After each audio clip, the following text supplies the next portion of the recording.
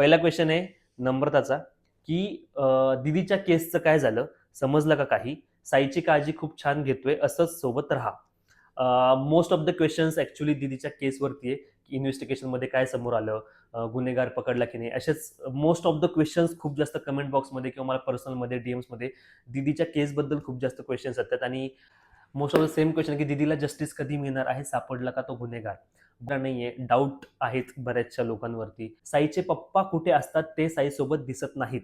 तर आणखी एक क्वेश्चन खूप जास्त विचारला जातो डीएम्समध्ये, आणखीन कमेंट्समध्ये, की साई कोणाकडे राहतो? तर आता हाही एक गोष्ट मी क्लिअर करतो, की सध्या साई कोणाकडे राहतो?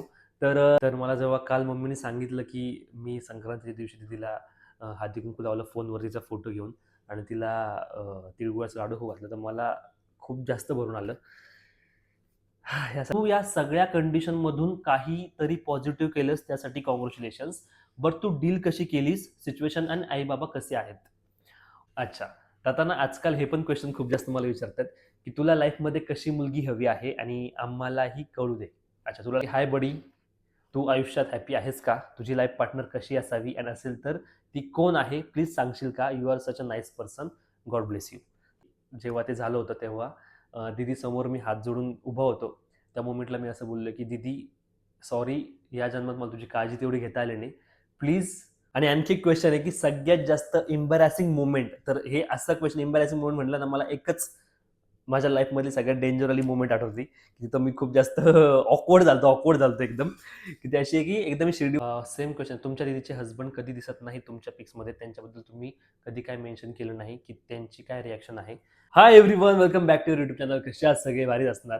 तर गाईज आजकाल आपले व्लॉग्स खूप जास्त इंटरेस्टिंग बनत आहेत आणि तुम्ही खूप जास्त प्रेम पण आपल्या व्लॉगवरती करताय. त्यामुळे मला पण जरा मोटिवेशन भेटते आणि मी पण बॅक टू बॅक व्लॉग्स बनवतोय. सो जसं की मी लास्ट व्लॉगमध्ये सांगितलं होतं, की मी नेक्स्ट व्लॉगमध्ये क्वेश्चन आन्सर घेणार आहे आणि मी काही दिवसापूर्वी माझ्या ब्रॉडकास्ट ग्रुपवरती, Instagramवरती तुम्हाला एक क्वेश्चन विचारला होता, की तुमचे जे काही क्वेश्चन्स असतील ते सगळे तुम्ही मला विचारा.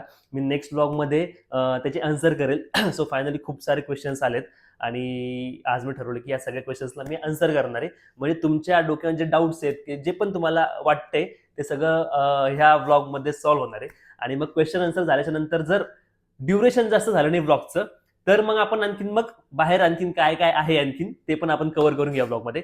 सो तुम्ही हा vlog start to end skip न करता बघा आणि मजा येणार आहे. सो लगेच आपण आता जास्त टाइमपास नाही करायचा, डायरेक्ट आपण क्वेश्चन आन्सरवरती जाऊ आणि लगेच स्टार्ट करू. सो गाईज त्याच्या पहिले जर तुम्ही चॅनलवरती नवीन असाल तर चॅनलला सबस्क्राईब करा आणि ही व्हिडिओ लाईक करा.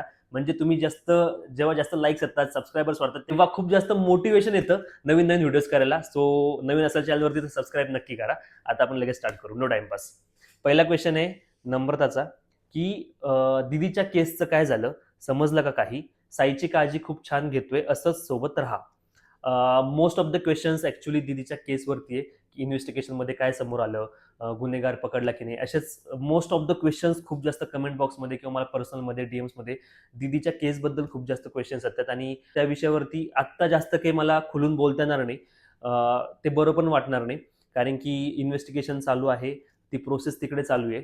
तर मला असं वाटतं, की राइट नाऊ मी त्या टॉपिकवरती सोशलाईज नाही करायला पाहिजे. त्या टॉपिकला मी एकदम सगळ्यांसमोर लगेच नाही आणायला पाहिजे.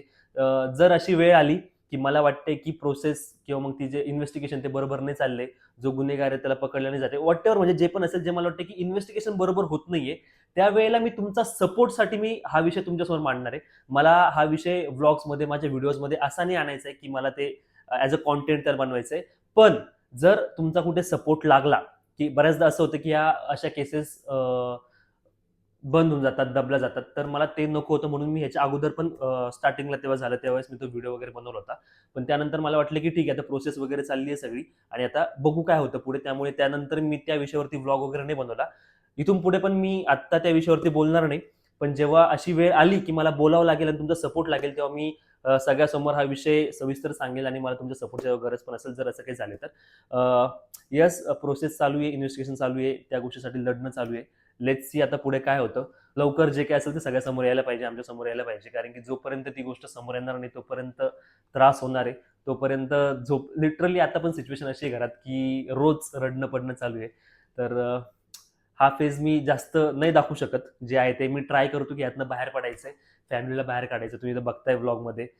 साईला असेल, मम्मीला असेल, पप्पाला असेल, मी प्रत्येक व्लॉगमध्ये प्रत्येक दिवशी मी हेच ट्राय करतो की कसं त्यांचं माइंड डायव्हर्ट होईल, कसे ते या गोष्टीतनं बाहेर पडतील. आणि लिटरली मी त्या गोष्टीसाठी जास्त एफर्ट्स घेतोय सध्या. ते केसच्या गोष्टी चालूच आहेत, त्यासाठी एफर्ट्स घेणं चालू आहे, ते सगळं साईड चालू आहे. पण ह्या गोष्टीतनं बाहेर निघणं पण तेवढंच इम्पॉर्टंट आहे आणि ते खूप जास्त टफ आहे फॅमिलीसाठी, माझ्यासाठी, साईसाठी, सगळ्यांसाठीच.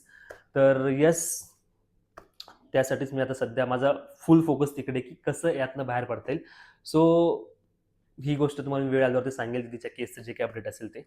आणि साईची काळजी येस मी घेतोय आणि इथून पुढे आयुष्यभर मी साईची काळजी घेणार आहे, सो त्यात काही डाऊट नाही आहे. सो हा क्वेश्चन विचारला होता नम्रता लोंढेनी. सो आय होप तुम्हाला आता क्लिअर झालं असेल. यानंतर त्या विषयावरती जास्त कमेंट्स येणार नाहीत. सो आता नेक्स्ट क्वेश्चन आपण बघू कुठला आहे. Most of the same question की दीदीला जस्टिस कधी मिळणार आहे, सापडला का तो गुन्हेगार? गुन्हेगार आणखी सापडला नाहीये, डाऊट आहेत बऱ्याचशा लोकांवरती, खूप साऱ्या गोष्टी आहेत. सो मी उगाच असं काहीतरी बोलेल जास्त, तर मला ते नको आहे, तर मी थोडंसं ह्या गोष्टीला स्किप करतो या क्वेश्चनला. जे काही क्वेश्चन्स आहेत मी स्क्रीनवरती दाखवेल, या क्वेश्चनवरती जास्त आता मी बोलत नाही. आणखी एक क्वेश्चन आहे निकिता गावंडेचा. सेम क्वेश्चन आहे, दीदीच्या केसचं काय झालं? साईचे पप्पा कुठे असतात ते साईसोबत दिसत नाहीत. तर साईचे पप्पा साईसोबतच असतात. व्लॉगमध्ये मी त्यांना घेत नाही वगैरे, त्याच्या मागे पण कारण असं आहे की दीदीच्या त्या सीन नंतर असं मला त्यांना व्लॉगला घ्यायला थोडंसं ऑकवर्ड होते. माहित नाही का बरं, पण थोडंसं ऑकवर्डनेस येतो, कारण की जेव्हा पण आम्ही भेटतो, जेव्हा पण मी साईला सोडायला त्यांच्या घरी जातो, तर मोस्ट ऑफ द ते इमोशनल असतात. बऱ्याचदा माझ्यासमोर ते रडतात. तर मग त्यावेळेला मला ते कॅमेरा चालू करून मला तो व्लॉग नाही घेता येत. सो त्यामुळे मी जेव्हा पण साईच्या पप्पाला भेटतो, माझ्या दाजीला भेटतो, त्यावेळेला मला शूट वगैरे करता येत नाही, व्लॉग वगैरे घेतात नाही, कारण की तेव्हा मोस्ट ऑफ द टाइम असं झालं की आम्ही जेव्हा भेटलो तेव्हा ते इमोशनल झालेत, रडलेत. तर मग त्या मोमेंटला मला बरोबर वाटत नाही की मी व्लॉग वगैरे घ्यायला पाहिजे. आणि मग थोडंसं मी अनकम्फर्टेबल होऊन जातो त्यावेळेला. त्यामुळे व्लॉगमध्ये मला त्यांना घेता येत नाहीये. पण मी नक्कीच एखाद्या व्लॉगमध्ये त्यांना घेईल. त्यांच्या काय रिॲक्शन्स आहेत त्या सगळ्या मी कव्हर करेल. आणि आत्ताच ते लास्ट वीकमध्ये आपला नवीन फ्लॅट बघायला आले होते. त्यांना मी आपला नवीन फ्लॅट पण दाखवला. सो त्यावेळेला पण माझ्या डोक्यात होतं व्लॉग घ्यायचं, पण तिथे पण गेल्यानंतर ते एवढे जास्त इमोशनल झाले होते. तिथे पण ते रडायला लागले होते. तिथं जो खूप असा इमोशनल मोमेंट होता, फॅमिली मोमेंट, तो मला नाही कॅप्चर करता आला किंवा मी ते कम्फर्टेबल होतं त्यावेळेला. त्यामुळे मी ते कॅप्चर नाही केलं. बट येस, ते आले होते नवीन फ्लॅट झाल्यानंतर बघण्यासाठी. पण मला ते नाही कॅप्चर केलं. पण मी ट्राय करेल इथून पुढे की थोडंसं नॉर्मल सिच्युएशन झाल्यावर मी कॅप्चर करेल, त्यांना पण व्लॉगमध्ये इन्व्हॉल्व करेल. बघू आता पुढे काय होतं. पण येस, साई आता त्याच्या बाबासोबत राहतोय.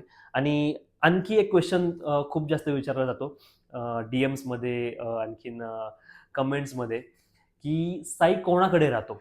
तर आता हाही एक गोष्ट मी क्लिअर करतो की सध्या साई कोणाकडे राहतो. तर साई सध्या त्याच्या बाबासोबत राहतो, त्याच्या आजी आजोबासोबत राहतो, त्याच्या काका काकूसोबत राहतो.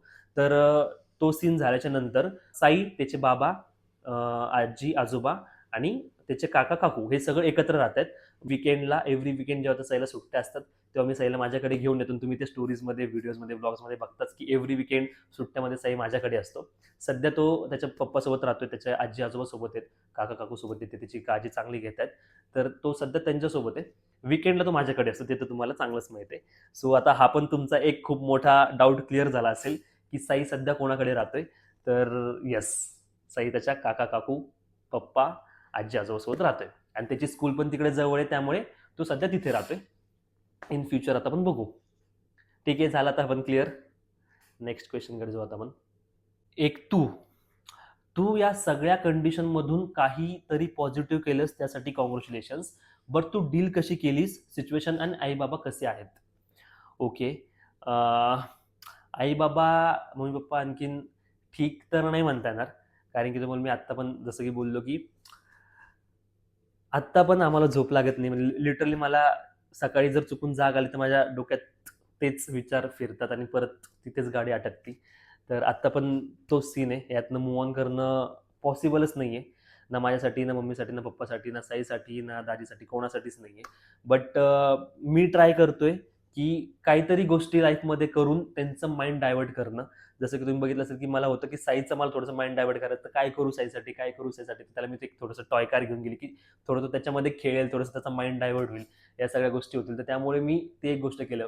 मम्मी पप्पाला कसं डायव्हर्ट करू, मम्मी पप्पाचं माइंड कसं डायव्हर्ट करू, मग मला एक होतं की यार मला घर घ्यायचंय, घर घ्यायचंय. खूप माझं लहानपणीपासूनचं स्वप्न होतं. पण मी तो डिसिजन आता खूप फास्ट घेतला. याच्या आधी पण मला असं झालं, पण मी कधी तो एवढं त्याच्यावर हार्ड अँड फास्ट डिसिजन घेतला नाही. पण आत्ता असं झालं की मला ते घर घ्यायचं आणि थोडंसं मग घर घेतलं की मग ते इंटेरियर, मग ते घराच्या सगळं ते तोडफोड इंटेरियर, ते सजवणं, हे करणं, ते करणं, त्यामध्ये थोडासा माइंड डायव्हर्ट होईल. त्यामुळे मी ती एक गोष्ट करतोय की मम्मी पप्पाला जेवढं जास्त बिझी मला ठेवता येईल, जेवढं जास्त त्यांना बाहेर जाऊन एक्सप्लोर करता येईल, मी त्या गोष्टी करतो की त्यांचं माइंड थोडंसं डायव्हर्ट होईल. या गोष्टीमध्ये फक्त आपण एवढंच करू शकतो की माइंड डायव्हर्ट करू शकतो. माइंडमधनं ती गोष्ट काढणं पॉसिबलच नाहीये थ्रू आउट द लाईफ. आपण पूर्ण लाईफमध्ये ती गोष्ट ना विसरू शकतो, ना माइंडमधनं काढू शकतो. पण एवढंच करू शकतो की माइंड आपलं थोड्या वेळासाठी डायव्हर्ट करू शकतो. पूर्ण किती काही जरी केलं मी तरी पण पूर्ण वेळेसाठी डायव्हर्ट होणार नाही. थोड्या वेळासाठीच होणार आहे. पण त्यासाठीच मी ट्राय करतो की काय-काय नवीन गोष्टी करू, काय-काय नवीन गोष्टी करू. सो त्यासाठीच आता मी सध्या घर पण घेतलं आणि त्याच्या कामा-बिमामध्ये थोडंसं माइंड डायव्हर्ट होईल. आणि आत्ताच मी काल खूप जास्त इमोशनल झालो होतो. तेव्हा मला मम्मीने सांगितलं की दरवर्षी असं व्हायचं की दीदी मकर संक्रांतीला आमच्याकडे यायची. आणि तर मला जेव्हा काल मम्मीने सांगितलं की मी संक्रांतीच्या दिवशी दीदीला हळदी-कुंकू लावलं फोनवर तिचा फोटो घेऊन आणि तिला तिळगुळाचा लाडू खाऊ घातला, तर मला खूप जास्त भरून आलं. ह्या सगळ्या गोष्टी चालू आहेत, पण मी ते कव्हर ब्लॉगमध्ये नाही घेऊ शकत. मी ते नाही दाखवू शकत. जेव्हा वाटतं मला की हे घ्यायला पाहिजे, तेव्हा मी घेतो. पण काही-काही गोष्टी असं वाटतं की नाही घ्यायला पाहिजे ब्लॉगमध्ये, तर मी त्या गोष्टी अव्हॉइड पण करतो. बट ठीक आहे. Next question. Same question. तुमच्या दीदीचे हसबंड कधी दिसत नाही तुमच्या पिक्समध्ये. त्यांच्याबद्दल तुम्ही कधी काय मेन्शन केलं नाही, की त्यांची काय रिएक्शन आहे? तर येस, मी जसं की तुम्हाला बोललोय, ह्याचा आन्सर मी तुम्हाला पहिलेच भेटले. मी ट्राय करेल इथून पुढे त्यांना व्लॉगमध्ये कसं काही इन्व्हॉल्व करता आलं, म्हणजे काही जेव्हा ते नॉर्मल फेजमध्ये असतील त्यावेळेस मी त्यांना व्लॉगमध्ये नक्की घेईल. बऱ्याचदा आम्ही भेटतो तेव्हा इमोशनल असतात ते. आम्ही इमोशनल होऊन जातो. त्यामुळे मला घेता येत नाही. बट नक्कीच मी ट्राय करेल. So yes. अच्छा. तर आता ना आजकाल हे पण क्वेश्चन खूप जास्त मला विचारतात, की तुला लाईफमध्ये कशी मुलगी हवी आहे आणि आम्हालाही कळू दे. अच्छा, तुला लाईफमध्ये कशी मुलगी हवी आहे आम्हालाही कळू दे. तर आता लाईफच्या या फेजमध्ये, या पडावामध्ये मला असं वाटतं, की मुलगी मला फक्त अंडरस्टँडिंग पाहिजे, की जी फॅमिलीला समजून घेईन आणि फॅमिली वेगळी करणार नाही. फॅमिली सोबत राहील, एकत्र राहील आणि समजून घेईल. एवढा माझा सॉर्टेड विषय आहे, की फॅमिलीला समजून घेणारीच मुलगी पाहिजे. बाकी माझ्या डोक्यात दुसरं काही आणखीन नाहीये. पण जेव्हा पण इन फ्युचर जेव्हा पण मी लग्नासाठी विचार करेल, तेव्हा मी हा विचार करेल, की जी पण मुलगी आहे ती मला आणि फॅमिलीला समजून घेते का? की असं नको व्हायला, की माझ्या फॅमिलीमध्ये की समजतंय ना, तो वाला विषय नाही व्हायला पाहिजे. सिंपल आहे, की मला आणि फॅमिलीला समजून घेणारी पाहिजे. फॅमिलीला सोबत घेऊन चालणारी पाहिजे. एवढंच आहे, बाकी काहीच नाही. हाय बडी, तू आयुष्यात हॅपी आहेस का? तुझी लाईफ पार्टनर कशी असावी आणि असेल तर ती कोण आहे? प्लीज सांगशील का? You R such a nice person. God bless you. Thank you so much. आणि कशी असावी याचं आन्सर तर मी ऑलरेडी आता तुम्हाला दिलंय, की लाईफ पार्टनर कशी पाहिजे. फक्त अंडरस्टँडिंग पाहिजे, फॅमिलीला सोबत घेऊन चालणारी पाहिजे. आणि पुढे असं विचारलं, की असेल तर ती कोण आहे? तर असं काही नाहीये गाईज. सध्या मी सिंगलच आहे. टाईम आहे, सध्या लाईफमध्ये खूप जास्त गोल्स आहेत, खूप प्रॉब्लेम्स आहेत. तर त्याच्यामध्येच डोकं माझं फुल टाईम बिझी आहे. फुल टाईम त्याच्यावरच काम करतं. त्यामुळे ह्या गोष्टीला वेळच नाहीये. सध्या आपण लाईफवरती फोकस करू, करिअरवरती फोकस करू, फॅमिलीकडे लक्ष देऊ आणि पुढे जाऊन बघू. आणि खूप जास्त क्वेशन असे पण आता येतायत, की आता बिझनेस आहे, आता सेटल आहेस, आता घर पण झालंय, सगळ्या गोष्टी झाल्यात. तू आता लग्न कधी करतोय? तर ह्याचं पण तुम्हाला मी आता आन्सर देऊन टाकतो, की थोडा 2-3 वर्ष जरा मी माझ्या बनलेल्या छानशा घरात जरा सुखाने जगतो, सुखाने राहतो, जरा एन्जॉय करतो आणि मग नंतर थोडीशी वेळ आली 2-3 वर्षांनी तर मग आपण लग्नाचा विचार करू. आत्ता माझ्या डोक्यामध्ये तुम्हाला सांगितलंय ना, कुठे माझं डोकं सध्या कुठे बिझी आहे. सो येस, याचं पण आन्सर करून झालंय.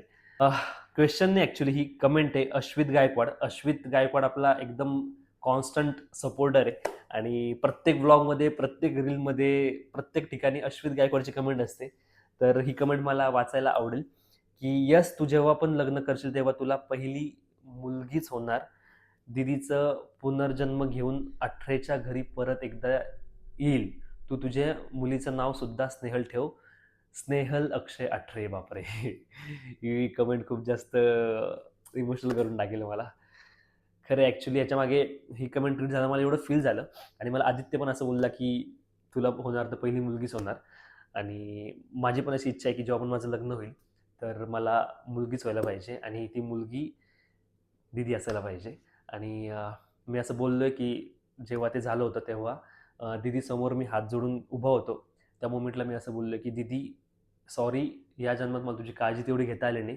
प्लीज पुढच्या जन्मामध्ये तू येशील तर आमच्याच घरात ये, आपल्याच घरात ये आणि माझी मुलगी म्हणून ये. म्हणजे मी तुझी खूप जास्त काळजी घेईल आणि त्यावेळेस माझ्याकडनं कुठली चुकी होणार नाही, की मी कुठे कमी पडलो. असं तर ही कमेंट मला खूप जास्त ठीक आहे, चलो नेक्स्ट. मला आता इमोशनल नाही व्हायचंय. आणि आणखी एक कमेंट मला खूप जास्त सॉरी आणखी एक क्वेशन मला खूप जास्त विचारतायत, की "दादा तू आदित्यच्या मुलीला भेटायला नाही गेलास का?" खूप जास्त मला क्वेशन विचारला गेलाय, की "तू आदित्यच्या मुलीला म्हणजे संयमीला भेटायला का नाही गेला?" तर मी आता ह्याचं पण आन्सर करून टाकतो, की माझी खूप जास्त इच्छा होती, की जेव्हा संयमी येईल किंवा मग जेव्हा ती होईल, त्यावेळेला मी तिथे असायला पाहिजे होतं आदित्यसोबत. त्या मोमेंटला मी आदित्यसोबत असायला पाहिजे होतं. माझी खूप जास्त इच्छा होती. पण मी जसं की तुम्हाला सांगितलं, की दीदीचा जो सीन झाला, त्यानंतरपासून मी फॅमिलीला सोडून कुठे जात नाहीये बाहेर. मी अव्हॉइड करतोय कुठे बाहेर जाणं. त्यांना एकटं मी सोडत नाहीये आणि कुठे जातोय तर त्यांना सोबत घेऊन जातोय. सो तेव्हा ती गोष्ट झाली त्यावेळेस मी घर सोडून कुठे गेलोच नव्हतो आणि मी आता पण जात नाहीये कुठे. आता मी मुंबईला गेलो तर मम्मीला सोबत घेऊन गेलो. पण माझं पूर्ण असं होतं की पप्पा इकडे एकटे आहेत. सो असं रिझन होतं मला आदित्यकडे जाता आलं नाही त्यावेळेला. कारण की मला फॅमिलीला सोडून जाता येत नव्हतं. कारण की रोजच रडापड चालू आहे घरात. रोजच त्या फेजमध्ये आहेत सगळे. तर मग मला असं वाटतं की मी पाहिजे त्यांच्यासोबत. मी सोबत असल्यावर मम्मी थोडीशी डायव्हर्ट राहते. मम्मी थोडीशी शांत राहते. मी नसलं की परत तिच्या डोक्यात तेच विचार असते. त्यामुळे लिटरली मी घरच्यांना एवढं एकटं सोडत नाही की मी रोज स्टुडिओला येतो तर माझ्यासोबत मम्मी पण रोज स्टुडिओला आणतो मी. कारण की इथे स्टुडिओला घरी असेल तर ती एकटी बसेल, बोर होईल. त्यापेक्षा मी मम्मीला स्टुडिओला घेऊन येतो आणि स्टुडिओला आणून मग ती सगळ्यांमध्ये इथे असते तर थोडंसं माइंड डायव्हर्ट राहतो. सो मी सध्या फॅमिलीला एकटं सोडत नाहीये म्हणून मला संयमीला भेटता आलं नाही. पण मी पण खूप जास्त एक्सायटेड आहे, की कधी मी संयमीला भेटेल. आदित्यला तर मी भेटलोय संयमी झाल्यापासून. पण मला एकदा जाऊन भेटायचं. मी नेक्स्ट टाईम पुण्याला जाईल किंवा मी थोडंसं आता गोष्टी सगळ्या नॉर्मल झाल्या, की मी नक्की जाईल आणि स्पेशली जाऊन संयमीला भेटणार आहे. सो येस, संयमीला मला पण भेटायचं आहे. Next question. आणि आणखी एक क्वेश्चन आहे, की सगळ्यात जास्त एम्बॅरॅसिंग मोमेंट. तर हे असा क्वेश्चन एम्बॅरॅसिंग मोमेंट म्हटलं ना, मला एकच माझ्या लाईफमधली सगळ्यात डेंजर वाली मोमेंट आठवते. तिथं मी खूप जास्त ऑकवर्ड झालतो एकदम. की ती अशी आहे, की एकदा मी शिर्डी वॉटर पार्कला गेलेलो. सगळे आम्ही छाया मॅम वगैरे सगळी फॅमिली होती. आणि तिकडे गेल्यावर काय झालं, मला खूप जास्त माझे फॉलोअर्स भेटले होते. माझे सबस्क्रायबर्स, फॉलोअर्स भेटले होते. सगळे माझ्यासोबत फोटो काढत होते. आणि मग ह्याच्यामध्ये असं झालं, की एक माणूस माझ्याकडे आला आणि मला बोलला, की एक फोटो घ्यायचा आहे. तर मला काय वाटलं, की तो माझाच फॉलोअर आहे आणि त्याला माझ्यासोबत फोटो काढायचा आहे आणि त्याची पूर्ण फॅमिली सोबत होती. तर मला वाटलं या सगळ्यांना माझ्यासोबत सेल्फी काढायचा आहे. तर मी त्याचा फोन घेतला आणि पूर्ण असा एक सेल्फी काढून त्याच्या हातात दिला. तर तो माझ्याकडे असं बघतोय. तो मला ओळखत नव्हतं वाटतं. तो माझ्याकडे असं बघतोय, "हे काय केलं मी?" म्हणे की "भाई भैया मेरा हमारा फोटो निकालना है." तर मला असं झालं, आई शप्पथ! हे काय केलं मी नाही का. तुझ्या हातातनं फोन घेतला आणि त्यांचा फोटो काढून दिला. तर ती एक मोमेंट होती माझ्या लाईफमध्ये. तिथं मी खूप जास्त एम्बॅरस झालतो, ऑकवर्ड झालतो. ती ही होती. आणि मला पण असं वाटलं, की सगळे फोटो काढत होते माझ्यासोबत येऊन. तर मला वाटलं, की तो पण मला ओळखतो. पण तो कुठाचा तर बाहेरचाच होता. बाहेर राष्ट्रातला होता. तर खूप मजा आली तेव्हा. तर मला असं होतं, बापरे बाप! त्याला काय फील होत असेल, की ह्याने काय केलं? असा फोटो घेतला, फोन घेतला आणि स्वतःसोबत सेल्फी काढून दिला म्हणजे काय तो काय विचार करत असेल? मला ते विचार करून हसू येते. तर येस, ही एक मोमेंट होती, की जी खूपच डेंजर होती. तुमच्या पण लाईफमधली काही अशी मोमेंट असेल, एम्बॅरसिंग मोमेंट एकदम, तर मला एकदा कमेंट करून सांगा. मला कमेंट वाचायला खूप मजा येईल. तुम्ही प्रॉपर एक्सप्लेन करा, की तुमच्या लाईफमधली काय अशी मोमेंट होती का? मला नक्की सांगा. मी वाचेल कमेंट आणि रिप्लाय पण करेल. मोस्ट ऑफ द क्वेशन्स दीदीच्या केसवरती होते. साईबद्दल होते, की साई कुठे राहतोय? साई कोणाकडे राहतोय? आणि काही क्वेशन्स लग्नावरती होते. सो ऑलमोस्ट मी आता सगळे क्वेशन्स आन्सर केले आणि आता क्वेशन आन्सर जे होते ते मेन सगळे हेच क्वेशन होते. त्यामुळे आता मी जे तुमचे क्वेशन्स होते सगळे सॉल्व्ह केलेत. समजलं ना? इथून पुढे आता मी YouTubeवरती खूप जास्त रेग्युलर राहणार आहे गाईज. सो मला तुमचा सपोर्ट पाहिजे आणि तुम्ही आत्तापर्यंत मला खूप जास्त सपोर्ट करत आले. इथून पुढे तुमच्या सपोर्टची गरज आहे, तुमच्या प्रेमाची गरज आहे आणि थँक यू सो मच. तुम्ही आत्तापर्यंत एवढा सपोर्ट केला. इथून पुढेही करा. व्हिडिओला लाईक करा. कमेंट करून सांगा, की आणखी काही तुमचे क्वेशन्स आहे का? तर मी एखाद्या व्लॉगमध्ये परत एकदा ते कव्हर करेल आणि इथून पुढचे व्लॉग्स मोस्ट ऑफ घरा रिलेटेड आहेत, आपल्या फ्लॅट्स रिलेटेड, की आपण कसं घराला डेकोरेट करणार आहे, कशा सगळ्या गोष्टी करणार आहे, इंटेरियरचं काम कसं होणार आहे आणि मेन म्हणजे मी या सगळ्या प्रोसेसमध्ये घराच्या तुम्हाला एक्झॅक्टली सांगणार की कुठली गोष्ट मला कितीमध्ये पडते, इंटेरियर कितीमध्ये पडतंय आणि ओव्हरऑल घर मला बनवायला किती खर्च जातोय आणि मी कुठे बार्गेनिंग करतोय, कशी करतोय, कसं डोकं लावतोय आणि मेन म्हणजे इंटेरियर डिझायनर मी कुठला लावला नाहीये. कारण की तुम्हाला माहितीये की सखी अँड सखाचं जे इंटेरियरचं काम आहे ते स्वतः छाया मॅडमनी आणि मी केलेलं आहे. त्यामुळे आमच्या दोघांच्या डोक्याने हे सखी अँड सखाचं काम झालंय. त्यामुळे मला वाटत नाही की माझ्या घराच्या वेळेला मी इंटेरियर लावायची गरज आहे. आम्ही स्वतः आमच्या डोक्याने ही गोष्ट करू शकतो. तुम्हाला झलक दाखवू का? ठीक आहे, मी तुम्हाला आता एकदा पुढे क्लिप लावतो सखी आणि सखाच्या इंटेरियरची. तर तुम्हाला कमेंट करून सांगे सखी आणि सखाचं इंटेरियर आम्ही दोघांनी मिळून कसं केले. सो ह्याच्या पुढे तुम्ही ती क्लिप बघाल सखी आणि सखाच्या इंटेरियरची.